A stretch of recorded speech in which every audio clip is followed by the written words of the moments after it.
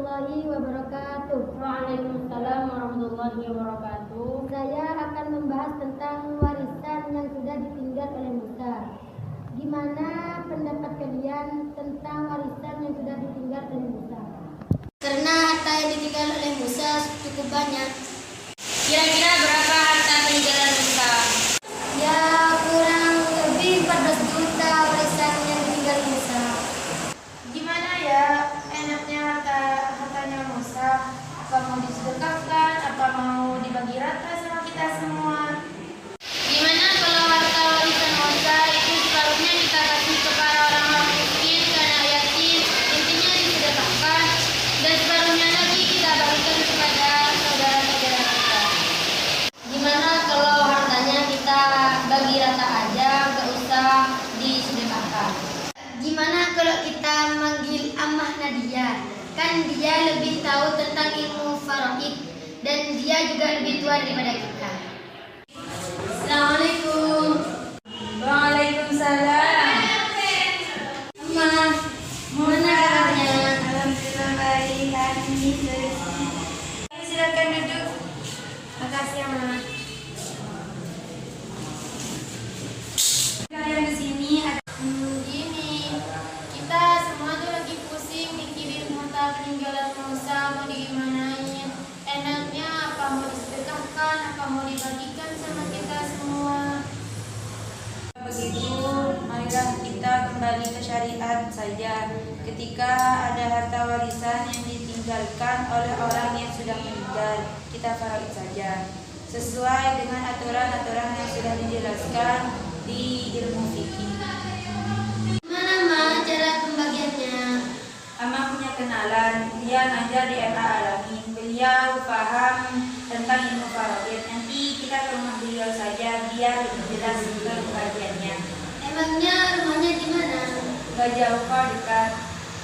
Kapan rumah kita di sana? Besok kita pergi ke rumah beliau saja. Ini Mbak yang ngajar di MA Alamin yang waktu itu sama Amah diceritakan kepada kalian. Jadi masalah apa yang ingin kalian tanyakan pada saya? Ini kami 6 bersaudara, 3 laki-laki dan 3 perempuan. Salah satu saudara kami ada yang meninggal dunia dan beliau meninggalkan warisannya yang cukup banyak. Kami bingung untuk membaginya. Dan menurut Mbak bagaimana? Kalau boleh tahu harta yang ditinggalkan berapa? Kurang lebih harta warisan yang ditinggalkan sekitar 14 juta. Sebelumnya saya jelaskan dulu sedikit mengenai ilmu faraid agar kalian nanti jika saya sudah membaginya tidak bingung atau bertanya-tanya. Jadi di dalam ilmu faraid itu ada beberapa bagian, misalnya 1/2, 1/4, 1/8, 2/3, 1/3, dan 1/6. Jadi di setiap bagian itu ada ahli warisnya. Kemudian ada juga namanya asobah. Asobah itu adalah sisa. Jadi ketika 1/2, 1/3 dan yang lainnya sudah mendapatkan bagian, maka asobah akan dihitung terakhir. Urutannya yang mendapatkan urut 1/2 dan seterusnya, kemudian yang terakhir itu asobah. Kebetulan di sini ahli warisnya hanya ada saudara laki-laki dan saudara perempuan, jadi mendapatkan asobah. Asobah itu ada 3, yang pertama binafsihi, yang kedua bighairihi, dan yang terakhir ma'ghairihi. Saya jelaskan satu persatu. Asobah binafsihi itu yaitu ahli waris yang memang dari awal sudah tidak mendapatkan bagian pasti atau tidak mendapatkan furud seperti 1/2, 1/3 atau yang lainnya. Jadi ahli waris asobah binafsihi itu terdiri dari semua ahli waris laki-laki kecuali suami dan saudara seibu. Kemudian yang kedua yaitu asobah bighairihi, yaitu ketika seorang laki-laki bersama perempuan, baik itu seorang anak ataupun saudara. Ketika seorang anak laki-laki bertemu dengan seorang anak perempuan atau saudara laki-laki bertemu dengan saudara perempuan. itu asyobah biwirihi, sama dengan kasus yang sedang kalian alami saat ini. Kemudian yang terakhir itu ada asyobah ma'aghairihi. Nah, asyobah ma'aghairihi di sini hanya ada satu kasus, yaitu ketika saudara perempuan bertemu dengan anak perempuan, maka perolehannya mereka mendapatkan asyobah atau dibagi rata bagiannya.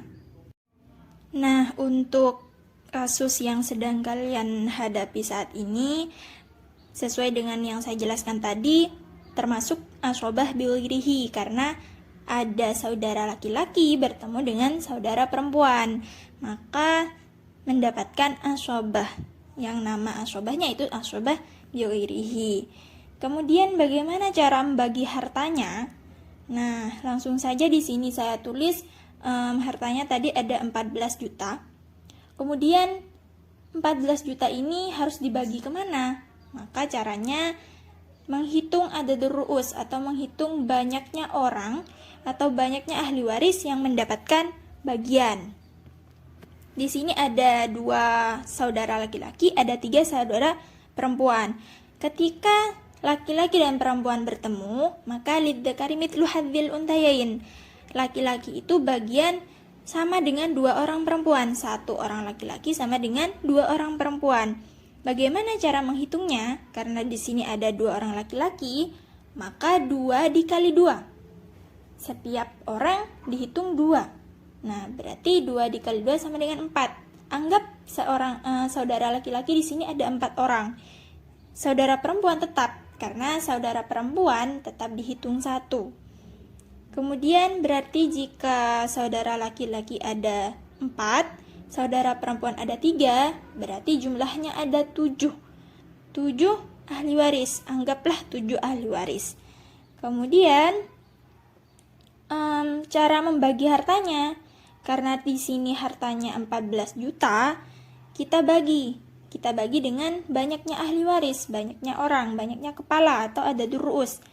Karena tadi sudah dihitung ada 7, berarti 14 di sini dibagi 7 sama dengan 2. Nah, 2 di sini menandakan setiap orang atau setiap ahli waris mendapatkan 2 juta. Jadi 2, langsung saja 2 itu dikalikan 4. Karena tadi kan saudara laki-laki ada 4 orang, jadi 2 dikali 4 sama dengan 8.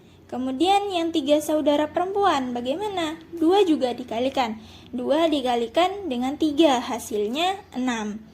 Yang saudara laki-laki mendapatkan 8 juta dan saudara perempuan mendapatkan 6 juta. Lalu di sini mengapa saudara laki-laki itu lebih banyak daripada perempuan? Karena sudah dijelaskan tadi lidzakari mithlu hadzil untayain. Saya tegaskan lagi, karena memang laki-laki itu dihitung 2. Laki-laki itu lebih banyak daripada perempuan. Kemudian bagaimana cara mengetahui di setiap ahli waris mendapatkan berapa juta? Karena di sini kan 8 juta masih dibagi rata ya, masih disatukan. Jadi bagaimana cara mengetahui satu orang itu mendapatkan berapa? Langsung saja, di sini 2 saudara laki-laki mendapatkan 8 juta dan 3 saudara perempuan mendapatkan 6 juta. 8 dibagi 2 sama dengan 4, berarti setiap saudara laki-laki mendapatkan 4 juta. Dan yang perempuan 6 dibagi 3 sama dengan 2, berarti setiap ahli waris perempuan mendapatkan 2 juta. Alhamdulillah tadi sudah kita tahu berapa saja bagian yang kalian dapatkan.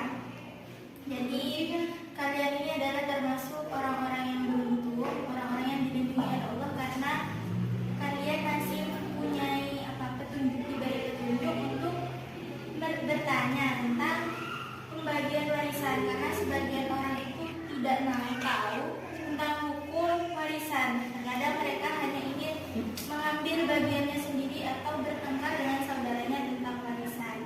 Sesuai dengan hadis Rasulullah, yaitu ta'allamul faraidah wa 'allimuhan nas, fa innaha rizqul ilmi wa innaha satunsa wa innaha awwalu ma yunza'u min ummati.